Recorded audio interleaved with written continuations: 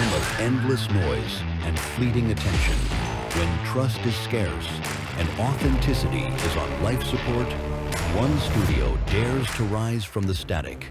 This is the One-to-One Podcast, where legends aren't born, they're interviewed. Hello and welcome to the One-to-One Podcast. I am Shad Watson from Assertive Media. We have, I was going to say Aaron. No, I'm You're Brett. not Aaron, you're Brett. Yeah, we just had Aaron. Aaron's just over there. Hello. All right, we'll keep that. It's funny enough. 3 bites. Brett Stone, what is 3 bites? What does that mean?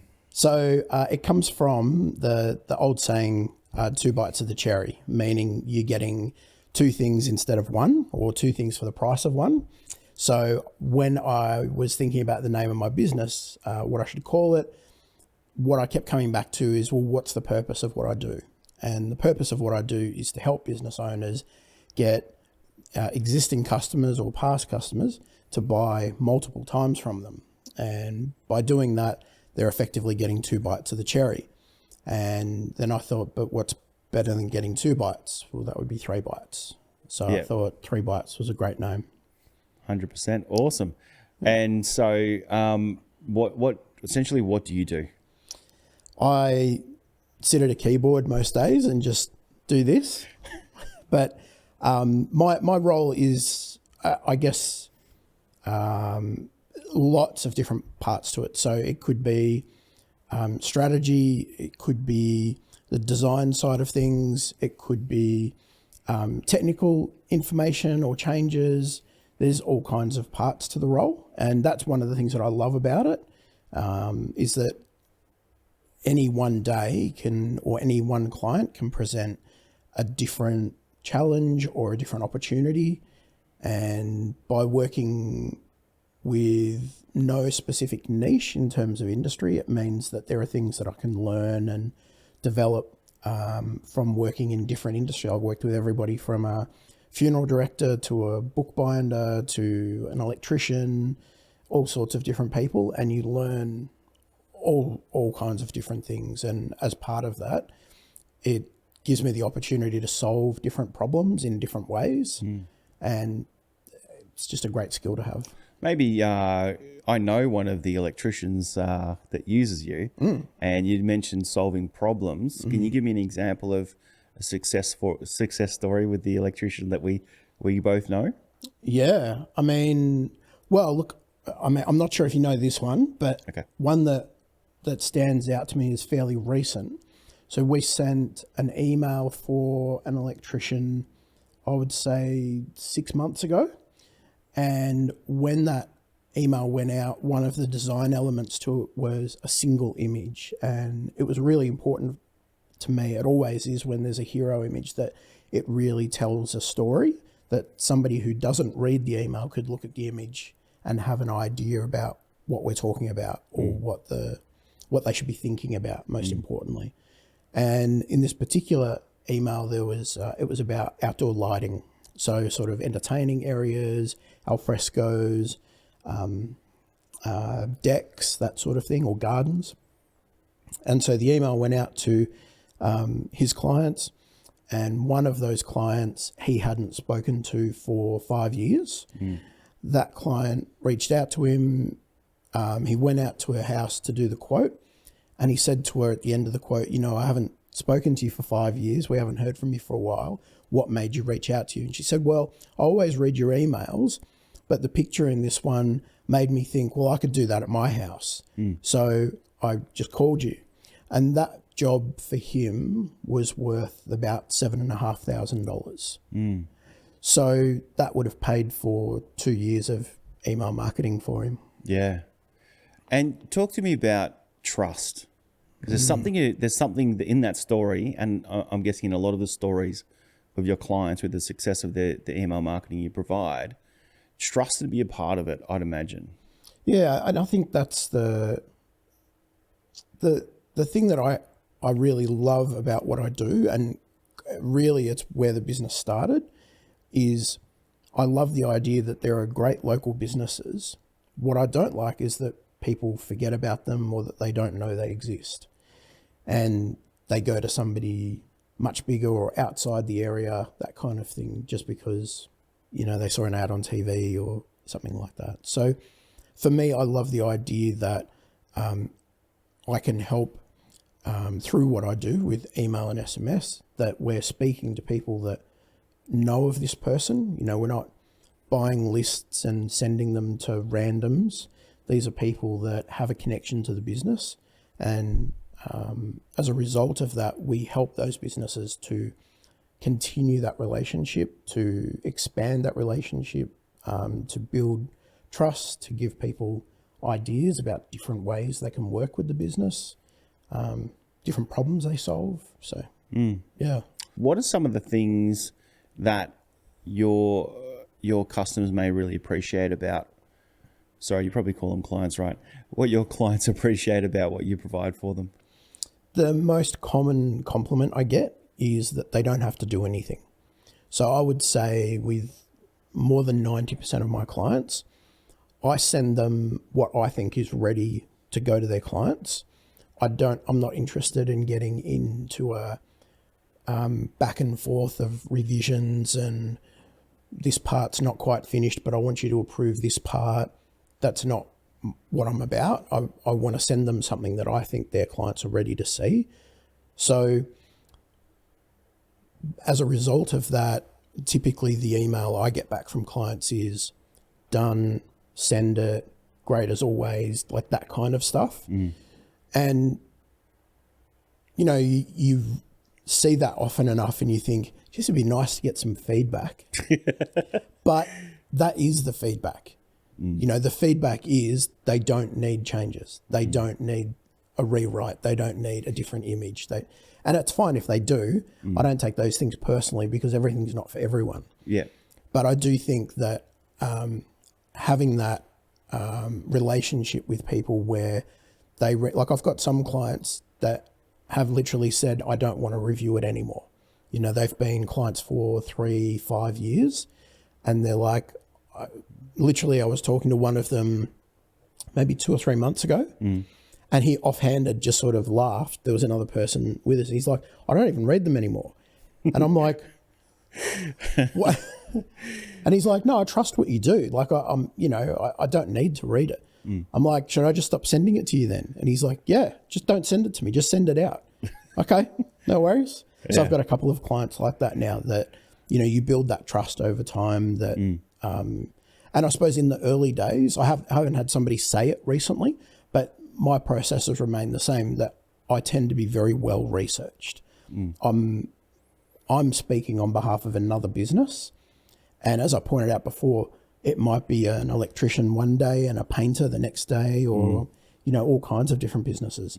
So it's really important that all of these emails and these communications don't just blur into each other. Yeah. That the character of the business and the understanding of the topic that we're talking about, there's all kinds of things that I've learnt about now purely because I've had to do the research for the email. Yeah, and I've seen you use AI as well. Yeah. You're very good at it. I learnt a few things every time I caught up, and my AI topic list would be similar in length, I think, to yours.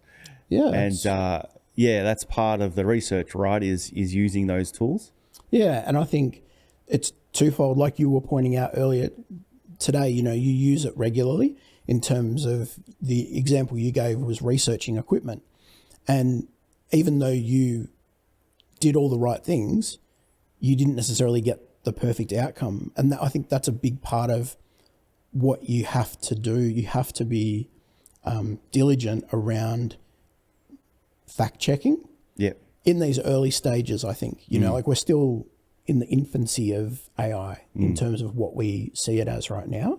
And I think, we'll probably be in the infancy for 10 or 15 years because it's evolving and changing so quickly. Google's releasing new tools like once a week, once every 3 days at the moment. So I think for most people, it's very difficult to keep a grasp on what they should and shouldn't do. Yeah. And I probably spent a year and a half using ChatGPT and Google Gemini before deciding that Google was a better product for what I do. Yeah. But, there's lots of them out there. Yeah. When a client first comes to you, what problems do they have in their business that you solve for them? I think I would say it's probably an unspoken problem, in that they know they want to grow their business, and that could be one more job a month, or it could be 2 or 3 jobs a week. They will have varying degrees of what that looks like, and they often don't necessarily know how to communicate that. They just know that they'd like to be busier, or they've got capacity for more work, or they've improved their own processes and procedures, and as a result of that, they've now got 5 hours extra free a week that they didn't have before, and so they want to fill that with work.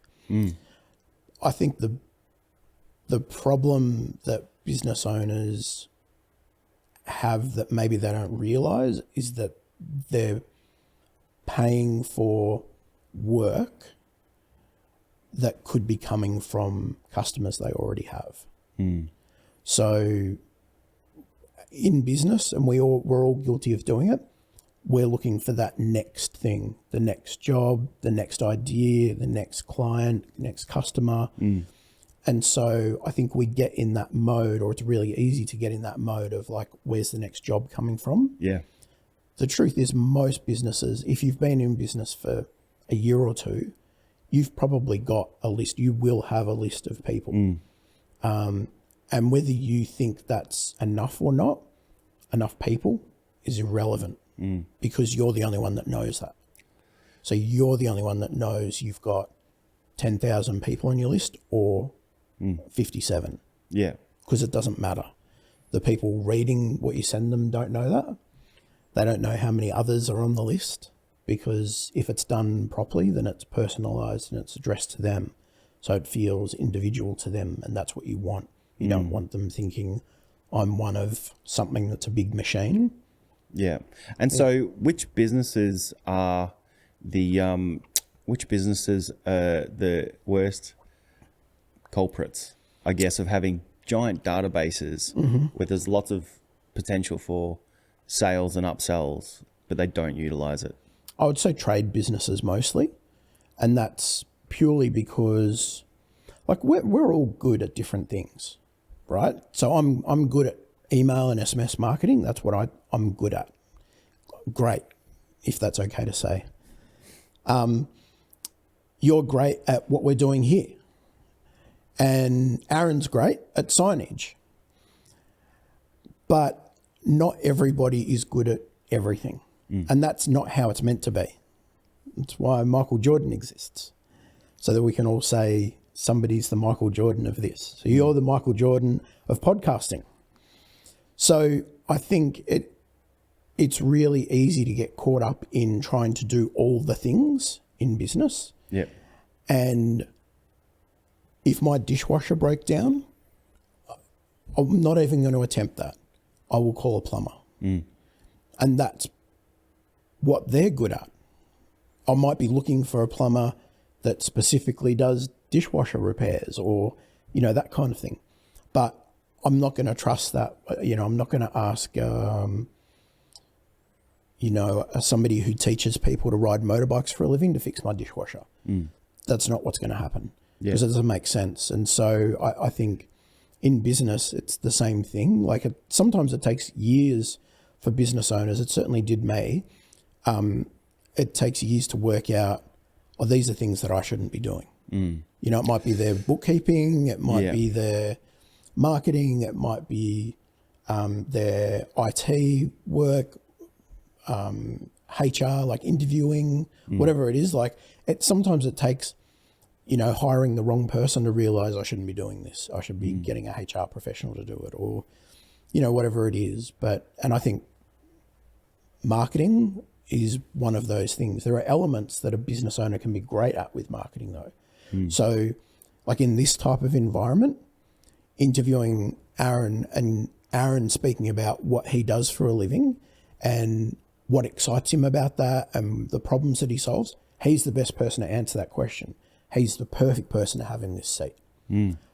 Having his HR person sitting here talking about his business is the wrong person to have, because unless it's about HR, we want to hear about the challenges Aaron's faced over the years of being in business. And I think that's the same with all different aspects of being in business. And you mentioned tradies, and tradies are probably the last of the business owners that have the time to spend doing email marketing. Like, if I'm a business owner, how much time can I waste trying to learn the skill of email marketing and, giving time to that, sacrificing time to that each month? I think the biggest part of that for anybody is the don't know what you don't know stuff. I think that's consistent everywhere. If you're going to spend, I think it's probably something, I've spent a lot of time in the last 12 months reading and learning all sorts of different aspects of like human nature, why we do things, how we do them, that sort of stuff. And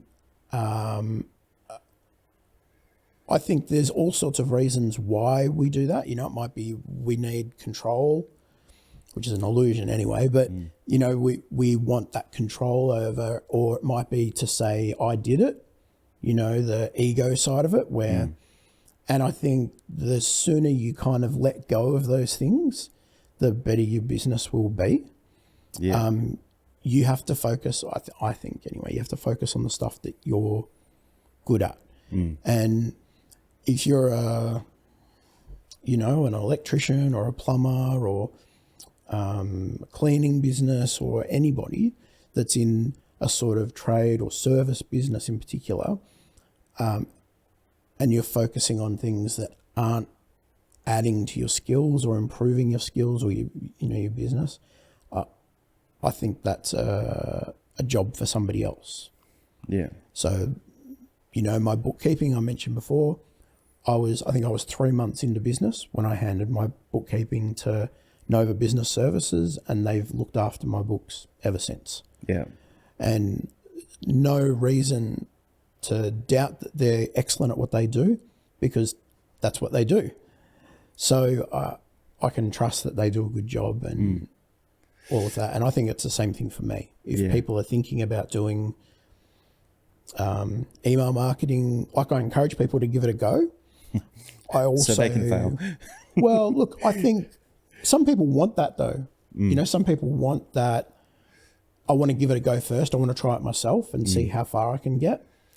And the problem is, like, a great example of that would, where that can go wrong for people is that probably 2 years ago now, Google and Yahoo got together and set a new standard for filtering out spam. And then a few months later, Outlook got on board as well and said, okay, we'll follow the same thing. Now, I would hazard a guess that 90% or more than that of business owners don't know anything about that, because it's not going to be on the news at night and it's not particularly interesting unless you're in my industry. Yeah. Because when you're in email, deliverability is everything, making sure that an email that you send lands in the inbox. That's like the most important part of it. Yeah. And there's little settings and stuff that you need to add now. There's 3 particular settings. And if I rattled those letters, because that's all they are, just a series of letters to explain what different things are, most people would just glaze over and have no idea what I'm talking about. But those things could get people in trouble. It could result in their emails ending up in spam, getting blocked, not landing. And then the result of that is people feel like it doesn't work. Yeah. So, and it sounds like, so for the business owner, who does put in the time to learn how to do it themselves, even if they do that, and even if they're only giving it 8 hours a month or something, which is a lot. If you think about a business owner using that amount of time, even if they do that, they then need to be on the cutting edge and understand these new changes that happen in the industry, and if they miss that, then there's a risk there, right? Yeah, and it's not. I I don't want to be, doom and gloom and like scaring people and stuff. But the truth is, you get you can have a licensed, qualified, experienced electrician to install your downlights or your smart speakers in the house, or you can get Joe from 2 houses up who's had a crack at it himself at home. Which one of those is going to get a better outcome? Yeah, or that guy on YouTube who keeps electrocuting himself. Exactly. Yes. Which is great for our entertainment, but not good if you want to avoid a fire in your house. Yeah, exactly. So I think, you don't want to get blacklisted on emails either. Yeah, that's true. You don't want to have to change your domain name and all sorts of things because And look, and what's the point? Like, what's the point of even engaging in it if it's not something that you're passionate about? Like, why not give it to Brett Stone at 3 Bytes, who is passionate about getting results with that? Now,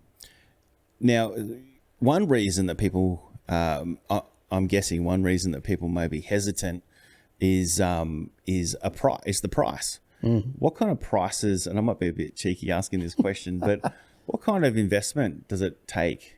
Feel free to not answer that. No, it's fine. So I'm very transparent about my price. I've got fixed pricing for my services, so that some things are really easy to price, and I know the amount of work is involved, and so that can be. So, for example, you wanted to send a monthly email newsletter.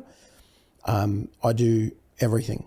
So everything from writing the copy or the text that's in the email, coming up with the subject lines, the preview text, choosing the right image, everything, updating the email list of people. So if you've got new ones or you want to remove some, all that sort of thing. It's a completely done for you service. So that's $290 per month, including GST. Wow. And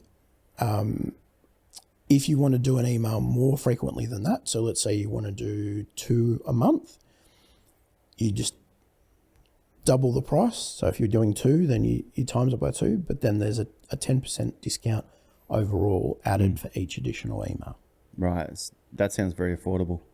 That's the idea. I'm not, I'm very much about the idea that for me to build an empire, it's not going to be with 2 or 3 people. I think that's a risky way to do things. And I also think that the most important part of working with local businesses is that it doesn't break their budget or prohibit them from doing other things like working with Aaron. Like they shouldn't have to choose between sending a monthly email newsletter or putting up a new sign outside their factory that they just bought. That shouldn't be something they have to choose between. Yeah. So for me, the idea behind my pricing is that it's enough for me and my business, and it's not too much for them. It seems like a reasonable amount of money to spend. Yeah. And so we talked about cost as a potential barrier. It sounds like you're on point with that. With what are some of the other misconceptions that may hinder potential customers from engaging in email marketing? I think you covered one of them before around, like DIY, that I can do it myself. I think sometimes people will say to me, I don't think my list's big enough.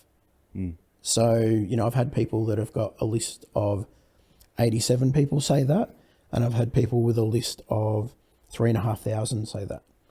And that's a very personal view because they look at that list and they think it's not that many. So I think, and how people perceive receiving email too can be a sticking point. I went to, so MailChimp invited me, it's probably 18 months, 2 years ago, their first sort of big conference. in Sydney. So they invited myself and 2 other MailChimp partners to support their customers. Throughout the day, they would have breaks at the conference, and then people would come out and they'd have questions, and they wanted them to come to people that knew what they were talking about. And so we were sitting in these booths waiting for people to come over, and we did it all day. We started at 9 o'clock in the morning. I think the last person I saw was probably about 7:15 that night. And it was fantastic, one of my favorite experiences. And the last 2 ladies that I spoke to were from a charitable organization. And they said, we only send an email probably once every 2 or 3 months. And I said to them, you should probably look at sending something more frequent, once a month, once every 3 weeks, something like that. And one of the ladies said, I don't like that. Like, I don't like getting emails all the time from people. Yeah. And I said, like, with all due respect, how you feel personally about email, you can't allow that to get in the way of your business prospering. So if I said to you, Shad,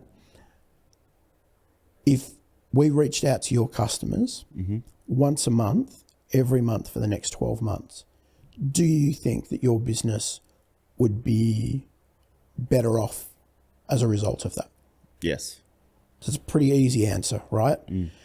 But for some reason, when it's presented a different way, as in if you have to spend 5 to 8 hours a month working on an email to send your customers, have you got time for that? No.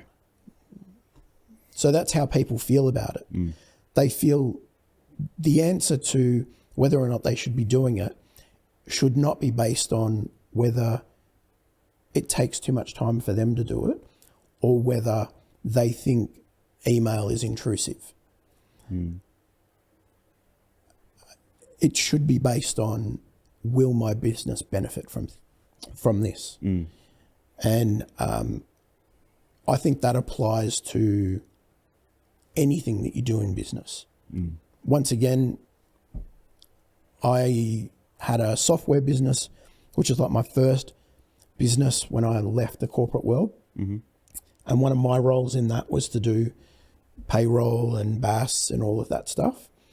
And when that business ended and I started a marketing business, I said, I will never do this stuff again. I hate it. It's not my specialty. I can do it, but it's out of necessity, not because I enjoy it or I'm particularly good at it. And I think business owners are really good at 2 things. They're really good at delegating the right thing to the right person, and they're really good at holding on and doing stuff that they shouldn't. Yeah. And I think sometimes those things can be really beneficial, but most of the time, the thing that you're holding on to, whatever it is, somebody else should probably do it. Yeah. Because it frees you up to do the things that you're great at or that you really enjoy, or maybe you only work 4 days a week instead of 5. Like I remember hearing about that years ago, that I think at the time, I think it was Norway, had moved basically entirely to a 4-day work week. Yeah. It was one of those countries. Yeah. Yeah. It's always one of those countries. Norway, Finland, Iceland, it's always one of those countries. Yeah. And they had moved to a 4-day work week. And I said to my staff at the time, that's where we're going. In 6 months, I want us all to be working 4 days a week, 8 hours a day. That's it. And that's where we ended up. And then COVID came and changed everything. So, but I think you have to have an idea about what you want to do, where you want to go, and spending time in things that aren't where you do your best work. Yeah. I think it can be a waste of time. Right. And so what can a business look forward to in terms of results from email marketing? How long does that take? Will it take, 3 months to see some results from that? Or does it take that long to build trust with even an existing client that when they click on the email, they're going to get some value in terms of information, entertainment, or a special offer or something like that? Kind of what's that landscape look like? I think a lot of that hinges on what the business owner's expectations are. So if, as a marketer, if you don't know what they want to get out of it, whatever marketing activity a professional is undertaking for somebody else, it can be very difficult to make sure that you hit the mark. So I think understanding, are they looking for sales? Are they looking for appointments? Are they looking for brand awareness? Are they looking just to stay in front of their customers? There's lots of reasons why they could be doing email marketing or SMS marketing. But I think once you have a grasp on that, once you've had that sort of conversation, what are we hoping to achieve? And, there are two clients that sort of sit in my mind right now, even just answering this question. One would be somebody who's looking specifically for business, one or two good jobs from an email. And I would say that business in the last 12 months, they've probably spent with me, give or take, maybe $3,500, and they will have done in jobs from that they can attribute to the email somewhere between 18 and 27,000 in work. Yeah. Then there are other clients that I have who do it for the same reason that, Ford has a billboard and a radio ad and a magazine ad and the mere exposure internet effect. ads, exactly, because they know that if they show up in enough places often enough, that they can be part of the conversation. And that's what they're hoping for. They're hoping anyone, you want the business, but that starts with a conversation. You can't go from people not knowing who you are to buying a car. That takes trust. You got to have trust in the brand. You've got to have trust in the particular vehicle that's being advertised, that it solves your problems. You've got to have trust in the local dealership. If you went there 10 years ago and you felt like they were over servicing or, overcharging, or they didn't get back to you, or those sort of things that you spoke to Aaron about as well. What separates him from other people.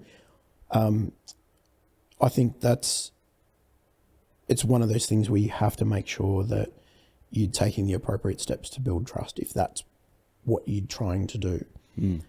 If you're talking to people that know who you are and they're familiar with your brand and they're familiar with what you do, those kind of people are looking for a better understanding of either how they can utilize what you do in a better or a different way, or if they're potentially even looking for new ideas. So something that I talk to my clients about all the time is that when we send my approach, and I would say this is I do this for probably 95% of my clients. We don't send emails about multiple things. That's not what we do. We know, in terms of like human nature, we know that when people are presented with any more than 2 or 3 options, they find it very difficult to make a decision. Yeah. In most cases, when it comes to things like emails or text messages or websites or that kind of stuff, they will in fact say, I'll come back to that later. They're not coming back to it later. So I think there's sometimes like this battle that a business owner, when they're doing it themselves, is fighting without knowing. They're fighting to pack as much into an email as possible because they're hoping that somebody that reads it sees one of the things and it resonates with them. But what they're not realizing is that they're building it for themselves and what they want. They're not building it for the people on the other side of it that actually read it, receive it. Yeah. And they're the people that need to have the great experience. It needs to be easy to read. the images need to be clear and tell a story. There's lots of, headlines need to be 7 words or less in most cases, like subject line. There'd be a pretty in-depth science and psychology behind the wording, the images, the layout, the branding, how all of that works in order to drive someone from the subject line. Yeah, I mean, we even know that the day that you send the email matters. Like Tuesday to Thursday will typically yield anywhere up to about a 3% increase in open rate for the email, which is percentage of people that open the email, compared to Friday to Monday. And when you think about your own life, people getting stuff on Fridays, they're thinking about the weekend. Yeah. And people that receive stuff on the weekend are busy. They're taking kids to basketball games. They're, enjoying a beer with friends. They're not checking their emails as frequently. They're not as interested. And then on Monday, people are just trying to recover from what they didn't do on Friday. Yeah. So, you've got to think where people are going to be and when the best time is to send it. Sometimes for some people, some businesses, the best time to send is 7:30 at night when people have had dinner and they're sitting on the couch and they're kind of, I heard just on that point, I heard an interesting thing the other day that a lady was saying that's in the TV and film industry that TV shows are now being made knowing that people are on their phone at the same time as watching TV. Yeah. So the effort that is put into how clever the writing is or how busy the visuals are, all of that is being, for lack of a better phrase, dumbed down. Because if it's too much to consume, or there's a chance they might lose the plot or lose the an interesting key part of the story, people won't, there's a really big chance that will happen because people are also on their phone at the same time. Yeah. But if we understand that about them, then we also know that a good time to send an email about a sale on those shoes that you wanted is probably at 7:30 at night, because there's a good chance that I'm going to get you when you're relaxed, you're in the right frame of mind to consider those shoes. And if you got them for 10% cheaper than you were before, maybe that's just the right time to send it to you. Yeah. But if I send it to you at 2:00 in the afternoon when you're at work or you're going to pick up kids from school or whatever it is, that's not the time I want you to be receiving that offer, because you're not at a place to be able to consider it. Yeah. Whatever I'm putting in front of you, you have to be able to consider it when it arrives, because those 7 words that can appear on a mobile screen, I need you to be able to read what that is and make an assessment from there. Yeah, and that's not for the client to worry about, right? Because you've got the science behind that. And I'd imagine that'd be quite depth. It'd probably go right down to kind of what the offering is, what the brand is, who that specific segment of the target audience it's being aimed at, and then the decisions around what goes into it, when it's released, when it's sent out, and all of that. I'm guessing that would just be something that your clients would probably appreciate, that they don't need to think about all those things, but all those things are being considered. Yeah, absolutely. I had a client like that towards the end of last year. They wanted to get an email out quickly, and I think we were talking about it on Thursday morning, and they said, can we send it out tomorrow? And I said to them, there's a public holiday on Monday. Let's not send it today or over the weekend or Monday. If you can wait until Wednesday or Thursday, you're going to get a much better level of interest in that email, because let's be honest, people that come back from holidays, they're still thinking about, I wish I'd had longer on that holiday, or they're trying to catch up. If we want this email to be properly considered on its merit and how valuable it is to the reader, we need to be considerate of when they're going to be receiving it or when they should be receiving it so that they can give it their full attention. Yeah. So Brett, you and I met in BNI, and you've been in BNI for quite a while, right? Yeah, I think this year's 9 years. In those 9 years, it'd be great to get some insight from you actually as to what you've learned about people, about businesses, and about getting the most out of BNI. I think the lesson that I've probably learnt the most is that the difference between being the worst performing member in a chapter and being the best performing member in a chapter is a very small amount of effort. I've been both at different times. My BNI story is pretty unusual in that usually when somebody is asked to leave or they leave on their own terms, it's unusual that people come back to BNI if it's, under bad circumstances. Basically, I joined BNI when I was about 3 months in business.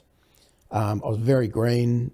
I didn't really know a lot about business. I didn't know much. My business experience up until that had been quite different in that I'd had a software startup before that for a couple of years. And so my experience was going to Startup Victoria events, going to pitch nights, that sort of thing.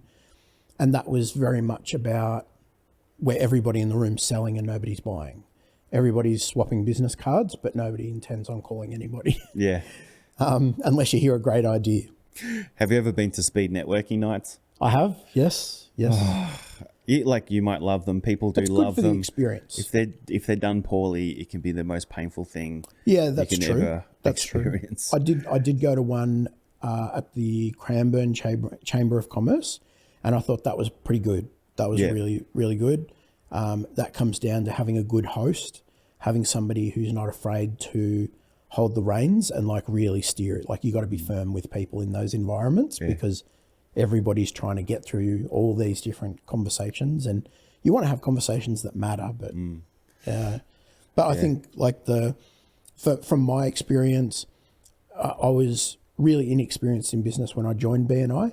I went to a meeting. I got invited along by a friend's sister who was already part of the group. I went along, I sat there, and in the first half an hour or so, I said, I get it. I know why it works. Yeah. Cool. Yeah, I can do this. I would like to be part of it. So I joined. That year, I would turn up late to meetings every now and again. I had a really small network. So I didn't give a lot of referrals because I felt like I couldn't. And at the end of the year, they basically said, thanks, but no thanks. Maybe come back when you've got a bit more experience, that kind of thing. And so over the next, I would say 6 months or so, 2 members from that chapter, which is the same chapter I'm part of now, but 2 members, which was Dennis Peterson from Peterson Power and Anton Molnar from IOA Building Inspections, or In and Out. They would contact me every 2 or 3 weeks. When are you coming back? When are you coming back? And I would always say the same thing to them, I'll come back when I think that I can be a really valuable member to the others in the room. Yeah. And so it probably took maybe 8 months of being out of BNI to feel like I had grown enough and I could contribute enough to other people that I could come back and be a valuable member. And a personal goal that I set for myself when I came back was to bring 1 visitor every week for the first year. Wow. I was able to do it for 8 or 10 months. I can't remember. Wow. That's crazy. And it was literally calling people from the phone number on their ute, cold calling people from, Google, whatever it was, whatever it took, as soon as I made it part of my process in my business that was when I noticed a really significant difference. So I would say to new clients, once they came on board, part of my process is I introduce you to my business network.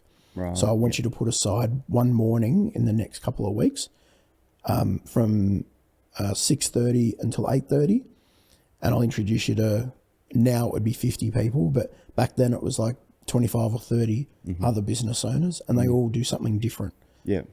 I just want to introduce you to them. So That's clever. worked. That's a great strategy. What worked really well. But then I also think like just caring enough about the other people in the room that I would be willing to, you know, see a guy with a trailer that's got his phone number on it, on driving between home and the office, and just call the number and say, you know, you've got signage on your car. It's probably not as good as the stuff that Aaron does, but you've got signage on your car. You're obviously looking for business. Would you like me to introduce you to 30 local business owners that could potentially use your services, or know somebody who could? I mean, who would say no to that? Yeah. Why would you say no to that? If you're advertising on your car and you've got a business, why would you say no to more business? So if I'm in BNI and I am struggling, and let's say I'm just outside the green and the traffic lights, what's your advice to me? Do one-to-ones. Find the person or the people in the room that are newest to BNI or that you haven't met with for a while. And I would say use the one-to-one planner.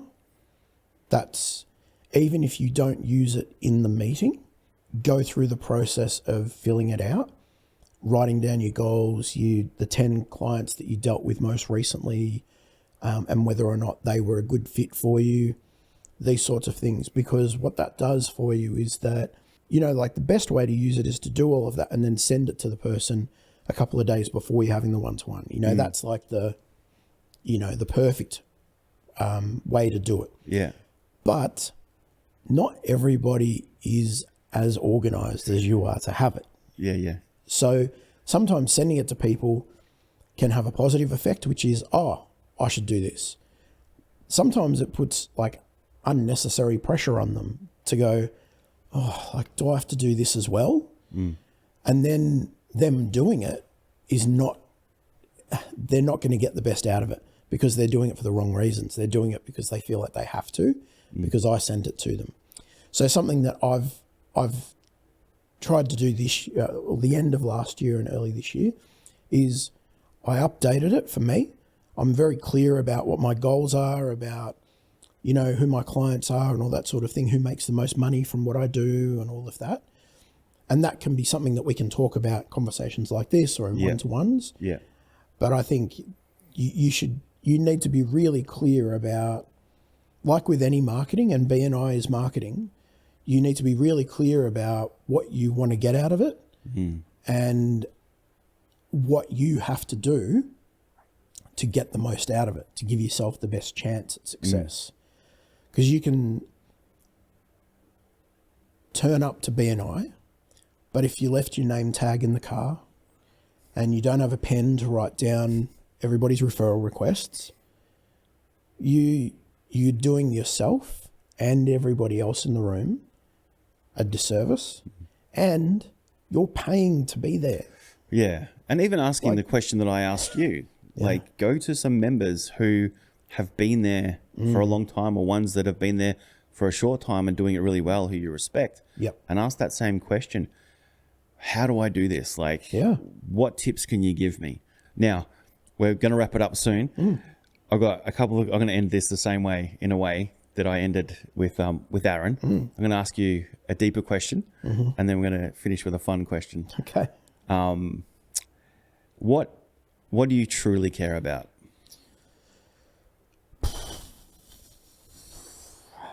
I want everyone to be good. You know, like whether it's the client that I'm working with, I want them to get a good outcome. Whether it's, you know, my family, are they good? Like, are they healthy? Are they enjoying their life? The whole enjoying, maybe it's like me seeing 50 off in 18 months or so and thinking, I want to be good. Everybody should be good. So like I've got 3 goals for this year, and they're like one of my favorite goal out of all of them is that this time next year to be paying for a family holiday for everybody for somewhere. So whether that's 2 or 3 weeks, you know, in Italy, or whether that's 2 or 3 weeks in the Gold Coast, or whatever it is, that's a really important goal to me, because I want everyone in the family to have that time where they don't have to think about things too much, where they can unwind, they can relax. Because I know as a creative person that I do my best work sometimes in the shower. You know, when I've got that time to think, when I don't have the pressures of deadlines or competing projects or that sort of thing, when I have the space to really think about things, that's when I can be really clear, really intentional, really focused. And I want that for everybody, not just for me, because I know how good it feels for me. I want everybody to feel that good. Yeah. Awesome. And last question, a special skill that you might have. Actually, Aaron hinted to me what it might be. Apparently you can rap.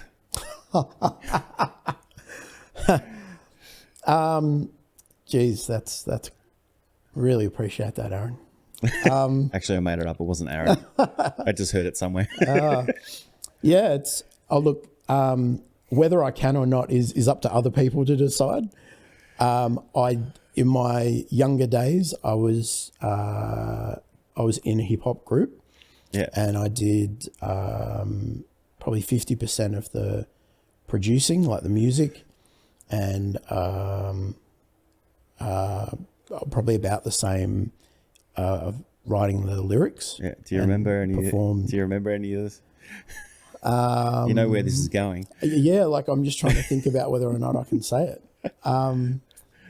I was at a different time in my life then. What I will say is that the two guys that, in particular, the two guys that we had the most, I would say the most fun and the most success with, Noel and Jolly, those two guys and I, we had some incredible times. Like, we experienced all kinds of things. One of my favorite things that we did, so this is back in the MySpace days. The good old days. And it's probably, like, as a quick side step, it's probably where I started my marketing journey. Yep. Because my role in the group was very much like a manager. I was the one that kind of stepped forward to say, let's do this, let's do that. Yeah. And then try to make it happen. And so I connected with these guys called Hip Hop TV, which were based in Sydney. Yep. And they had a channel a little bit like Channel 31 here in Victoria. Yeah. And they had a community channel in Sydney, and they would interview artists and get them to perform live and all that sort of stuff. And I thought, man, like, if we could get on there, that'd be so good. Yeah. And so I kept talking to the guy. His name was Fady. So I kept talking to Fady about whether or not we'd get a chance to go, whether we, yes, some point. And then he called me one day and said, we had Denny Hines booked and she's cancelled. And it's for, I think it was Thursday I spoke to him. And he said, we were meant to be recording it Saturday. If you can get here on Saturday, you can have her spot. And so I rounded up the other two guys and we spoke about it. And then I think I had to borrow some money to pay for tickets. And we stayed at like an F1 hotel, which was like $79 a night or something like that. But the coolest part of all of it was that when we turned up to the hotel, there were like fans there that had waited. It weren't like 1,000. There was like 3 or 4 or something that were there. But they were there specifically because of how much they loved our music. Yeah. And that was like, I can only imagine what it's like for somebody like Drake, right? Where he's like, he gets that in thousands at every place that he goes. Yeah. But like for us, that was like amazing. We had these people and all they cared about was our music and how much they loved it. And Yeah, and look, we did some cool stuff along the And way. so you performed there, and Yeah, so we went and did the interview the next day. So we arrived on Friday. We stayed overnight. We did the interview Saturday, and then we flew back Saturday night. yeah. And it was a bit of a whirlwind, but yeah, just one of the great stories of that time. Is there music videos on YouTube where people can find? Yes, there are. Don't worry about going to 3 Bites.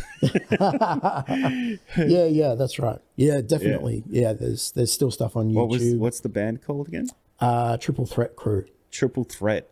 Yeah. All right. There's obviously I'm looking that up. a 3 theme in my life that I hadn't established until this point. Yes. Triple Threat Crew, 3 Bites. Yes. There's a connection. Definitely there looking that one somewhere. up. Yeah, no, it was great. Great times. Absolutely. Like anybody that's done anything creative, like just for the sake of doing it, they'll tell you how much fun it is. Yeah. Chasing something. Yeah, it's great. Awesome. Well, thank you so much for being my whatever number it is guest on number 3, we'll call it. No.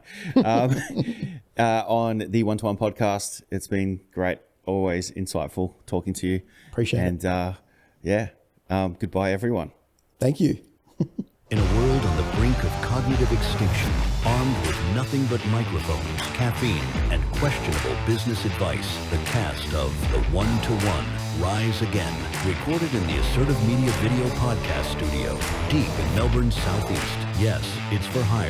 This is The One-to-One Podcast, saving humanity, one slightly awkward handshake at a time.